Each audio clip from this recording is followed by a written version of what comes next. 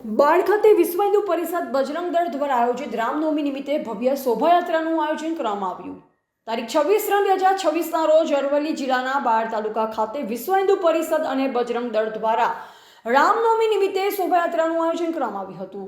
યાત્રા મહંત શ્રી રાજેશદાસજી મહારાજના સાનિધ્યમાં વૈષ્ણવદેવી શનિ દેવ નવગ્રહ ધામથી પ્રસ્થાન કરી બાળ police station, NHS high school, Gayatri Shaktipeeth, Gabat road અને નવા બસ સ્ટેન્ડથી વૈષ્ણવદેવી શનિદેવ નવગ્રહ ધામ પરત ફરી હતી।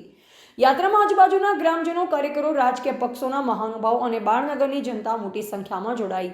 યાત્રાનું સફળ સંચાલન વિશ્વ હિન્દુ પરિષદના પટેલ મિતેશભાઈ, શંકરભાઈ અને બીજેપીના રાહુલગીરી ગોસ્વામી તેમજ તેમના સાથીદારો, મિત્રો દ્વારા કરવામાં આવ્યું। રિપોર્ટર પ્રવીણસિંહ ચૌહાણ, બાયડ।